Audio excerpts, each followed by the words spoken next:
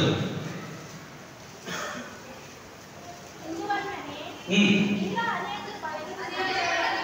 అతిశయపడవలసి ఉంటే దేని బట్టి అతిశయించాలంట? బలహీనతను బట్టి, నా బలహీనతను బట్టి అతిశయిస్తాడు. బలహీనతను బట్టి అతిశయిస్తామండి. బలహీనతలో బలపరిచే దేవుడు ఉన్నాడని బలహీనతను బట్టి అతిశయిస్తాడు. నీ కృప నా కృప నీకు చాలును అని దేవుడు ఉన్నాడని అతిశయిస్తాడు. నా బలహీనతలో మనం అతిశయిస్తాం. చూడండి, వాక్యము ఎంత సుస్పష్టంగా మనతో మాట్లాడుతుంది, ఎంత తేటగా మనతో మాట్లాడుతుంది. మన అతిశయం ఏమై ఉంది, మనం దేన్ని బట్టి అతిశయించాలి, లేకపోతే ఏ స్థితిలో మనం అతిశయించవలసిన వ్యక్తిగా ఉన్నాము అంటే కనుక క్రీస్తుని కలిగి ఉన్నందుకు శ్రమలే వచ్చిన, నిందలే వచ్చిన, అవమానాలే వచ్చిన నీవు ముందుగా అపోస్తులనే వారు ప్రాణ త్యాగాలు చేస్తూ కూడా మరణములో కూడా అతిశయించారు. ఆ కోపకు చెందిన కడసారి వాడని చెప్పుకున్న అపోస్తులందరిలో ఉన్నతమైన పరిచయం చేసి వేదమైన తిరిగి అనేక సంఘాలు కట్టి 14 పత్రికలు రాసిన పౌలు గారు కొరింథీయులకు రాసిన 2వ పత్రికలో చెప్తున్న విలువైన మాట ఏంటో తెలుసా? ఇన్ని చేసిన నేను, ఇన్ని సంఘాలు కట్టిన నేను వాటిని బట్టి కాదు, ఇదిగో నా ఈ మరణంలో కూడా, లేదా నా ఈ బలహీనతలో కూడా ప్రభువుని బట్టి ఏం చేస్తున్నాను? మనం బలహీనతలు ఏమిటంటాం? దేవుని సన్నిధికి వెళ్తున్నాం. మన ఆర్థిక పరిస్థితులు ఏం చెప్తాం? దేవుని సన్నిధికి వెళ్తున్నాం. అయినా కానీ మాకే కష్టం. అపోస్తులు ఏం చెప్తున్నాడు తెలుసా? దేవుని పనిలో మాకు వచ్చిన నిందను బట్టి మేము అతిశయిస్తున్నాం అంటున్నాం. ఇంకా పౌలు గారు ఏం చెప్తున్నాడు తెలుసా? క్రీస్తు శరీరంలో ఏమైనా శ్రమ పడవలసిన వారిని మిగిలిపోయి ఉంటే నా శరీరంలో సంపూర్తి చేస్తాను అంటే శ్రమలలో కూడా అతిశయిస్తుంది. అంటే క్రైస్తవుడు ఎలా ఉండాలి అంటే కనుక వేలు ఉన్నప్పుడే, ఆరోగ్యం ఉన్నప్పుడే, అన్ని సంపూర్ణ జరుగుతున్నప్పుడే కాదు, నిస్సహాయ స్థితిలో కూడా అతిశయించాలి.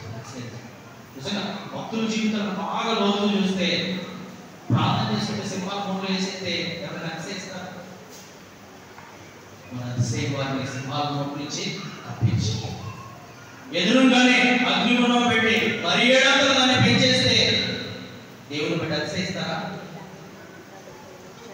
దేవుని బట్టి అతిశయించిన అతిశయం అగ్ని వాసన కూడా అంటకుండా బయటికి తీసుకొచ్చారు. అంటే శ్రమలలో కూడా అతిశయించే వారికి క్రైస్తవులు ఉండాలి. అందుకు సాదృశ్యంగా మన ముందు నీవే కాదు, నేనే కాదు శ్రమలు అనుభవిస్తుంది. అపోస్తులైన అనేక మంది ప్రాణత్యాగాలు చేసినంత శ్రమ. వారి సేవా జీవితంలో ఆకలి దెబ్బలే, చిప్పిడి గుడ్డలే, వస్త్రహీనులే, కొరడా దెబ్బలే, మెత్తపు దెబ్బలే, రాళ్ళకు కొట్టబడ్డారు, పట్టణం నుంచి పట్టణకి ఏడ్చబడ్డారు. అయినా కానీ వారు ఎలా మరి ఏం చెప్తున్నారు తెలుసా? శ్రమలే మేము అతిశయిస్తాము అని చెప్తున్నారు. చూడండి చూడండి, ఒక మాట చదువు, వాక్యాన్ని ముగించుకుందాం. 12వ అధ్యాయం 5వ వచనం.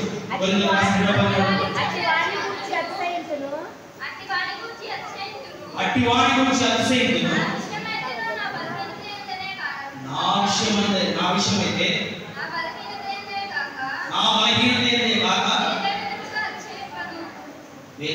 వేరే విధంగా అతిశయించును. నా బలహీనత ఏందో ఈ బలహీనతలో కూడా దేవుడు పని చేస్తానని అతిశయిస్తారు. కానీ వేరే విధంగా అంటే కనుక దేవుడు పని చేస్తూ నాకు ఈ బలహీనత కలిగిందని అతిశయం ఉంటుంది.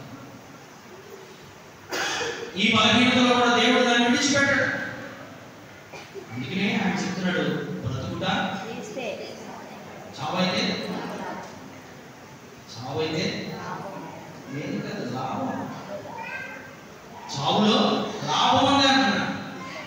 అది ఎప్పుడు నీకు నాకు అర్థమవుతుంది, ఎప్పుడు అలాంటి పరిస్థితుల్లో అతిశయిస్తామంటే కనుక వారికి మనం కూడా ఎంతమంది మర్చిపోయాం. వారికి మనం కూడా దేన్నైతే, ఏ బంగారం అయితే, ఏ వెండినైతే, ఏ పట్టు వస్త్రాలనైతే, ఏ ఇంటినైతే, ఏ లోక సంపదనైతే ప్రేమిస్తున్నాము, వాటిని వెంటగా ఎంచుకున్నప్పుడు మాత్రమే.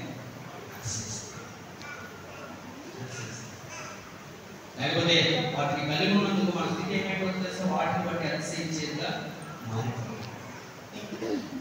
ఈ రాత్రికాల సమయంలో దేవుడు మనతో మాట్లాడుతున్న విలువైన మాటలు ఏంటో తెలుసా? వ్యర్థాతిశయము. దేన్ని బట్టి అతిశయిస్తే అది అతిశయం అవుతుందో, దేన్ని బట్టి అతిశయిస్తే అది వ్యర్థమైపోతుందో దేవుడు క్లియర్గా తెలియజేశాడు. కొందరు గుర్రమును బట్టి అతిశయిస్తున్నారు, కొందరు బలమును బట్టి అతిశయిస్తున్నారు. నెబుకద్నెజరు రాజ్యాన్ని బట్టి అతిశయించాడు, గట్టిని దేవుడు మేయించాడు. అలాగే మీ మన జీవితంలో కూడా అటువంటి అతిశయం ఉంటే కనుక, దేని బట్టి అతిశయిస్తే దాన్ని ఖచ్చితంగా దేవుడు తీసేస్తాడు.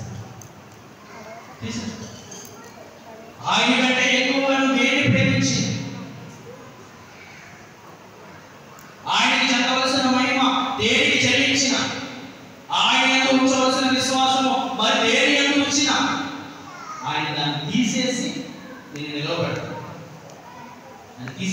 నిలబెడతాను, అప్పుడు కూడా నీవు ఆయన దూషించకుండా ఇస్కరియోతులాగా కాకుండా దేవుని యొక్క అతిశయించే పౌరులాగా ఉంటే కనుక ఇది ఏమాత్రం యొక్క అతిశయమో కాదు. ముందున్న పరుగు బంధంలో ఓపికతో పరిగెడుతున్నాను పోలుగా చెప్తున్నాడు. చివరికి వెళ్ళేసరికి నాకు నీతికి లేదు, నాకు సింహాసనం ఉందని పోలుగా చెప్తున్నాను. అల్పగా పాప పోగును అనుభవించడం కంటే దేవుని ప్రజలతో నిందను అనుభవించడం వేరని మోషే చెప్తున్నాడు. ఈ లోక సంపదలో కాదు, ఆస్తి ఐశ్వర్యంలో కాదు, లేదా ఈ సింహాసనం స్థిరమైనది కాదు, నిత్యము నీ సన్నిధిలో నా కుటుంబం ఉండాలని దేవుని సన్నిధిని బట్టి దావీదు అతిశయిస్తున్నాడు. ఇలాగ భక్తుల జీవితాలను గుర్తు చేసుకుంటే నీ నా అతిశయం దేని బట్టి ఉంది, దేని మీద ఉంది, పరిశీలన మనం వ్యక్తిగతంగా చేసుకోవాలి. ఇక నుంచి అయినా దేవుని బట్టి అతిశయిస్తే కనుక, దేవుడు ఇచ్చిన రక్షణ బట్టి అతిశయిస్తే కనుక, నీకోసం నా కోసము 2025 సంవత్సరాల క్రితం ఆ కలవత కొండ మీద కలవరి శిలువలో ఏలాడిన ఆ శిలువను బట్టి, క్రీస్తుని బట్టి, ఆ క్రీస్తు రాజ్యం విలువైన రక్తాన్ని బట్టి నువ్వు అతిశయిస్తే కనుక నిత్య రాజ్యంలో, నిత్యము పరలోకంలో పుత్రులతో కూడా ఆనందిస్తూ ఆయన ఆరాధనలో ఏకీభవిస్తాం. అటువంటి కృప పరిశుద్ధాత్మ దేవుని సహాయిస్తుంది మనందరికీ అనుగ్రహింపబడును కాక. ఎవరి మాట మనలో దీవించి ఆశీర్వదించును కాక.